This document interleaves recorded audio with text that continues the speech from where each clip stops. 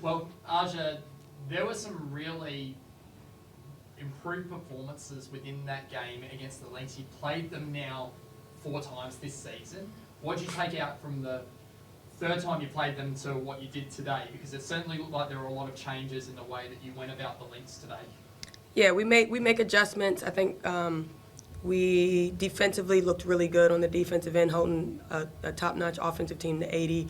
Although they got a lot of free throws, I think that we did what we wanted to do on the defensive end, and we'll just keep building on the offensive end and getting ourselves over that 65-point mark.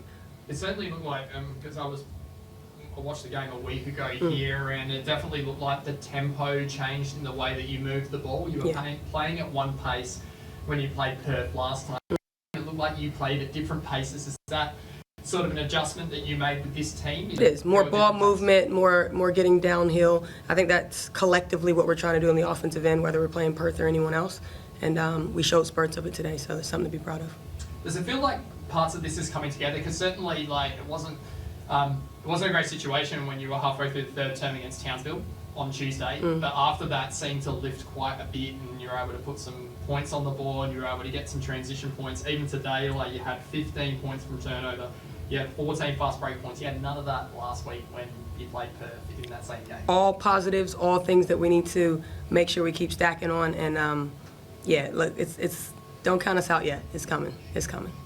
And Steph, for yourself, like, you know, you've obviously been hitting the scoreboard a lot more in recent times. So you had another 14 today. It looks like you're taking that uber aggressive approach that I think we spoke about it earlier in the season. And does it feel like you're picking your moments as to when to go and when to, like, hold off, so to speak? Yeah, reading the game a little bit better at times. Spacing helps. I feel like I'm feeling a little bit more comfortable out there for sure. All the top teams in a glut week after week, and now you get to play against the team the last time you've been. Yeah. Does it feel like what you've had in this group of difficulty is going to now allow you to be better when you come up against teams around you on the ladder? Yeah, hopefully. Our last, 6 games against the bottom 5 teams, so we're going to try have a real run for finals at the end of the season, and hopefully these challenging times will help us. Do you feel that you've learnt from having this sort of a challenge? Yeah, I think we're learning every week. We learn something new every game, and we're getting better and better at our principles, and hopefully we continue to trend in that direction.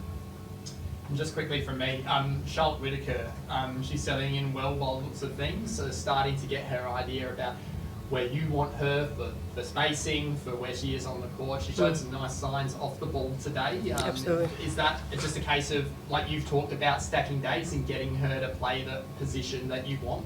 Yeah, she's done well. She's learning. She's picking up. She's a smart girl. She's brought us what we need in that physicality in the big position, and yeah, she's finding her feet, which is going to be really helpful for us in this last stretch. If there's anyone on Zoom, you can ask a question now, please. Yeah, hey Aja, it's Seb from AAP. Hey Seb. Hey, what do you, just on the kind of some of the questions before, what do you kind of think the next step for this side is that you need just to get that win under your belts? A lot of it is mentality. I think we need to believe we can win. Next play, like don't worry about mistakes. Don't worry about a turnover, and just make sure that we're staying together and going on to that next play. Obviously, you took on Townsville earlier this week, and now Perth. How kind of good do you think is it for the girls to play some of this really top opposition in the WNBL? It's great. Look, I respect every team in this league, but in my mind, no one is unbeatable. And they're great measurements to where we are, how we're developing, how we're learning each other, how we're learning the system, and we just keep building on that. And you know, it ain't over till the fat lady sings. Is that the quote? Something like that. That is. I did it. And Steph, just one question from me. Obviously, we saw Dallas Lockridge get another 25 points today. She was pretty big for you guys. Do you kind of think that she deserves to be in the conversation for breakout player of the year?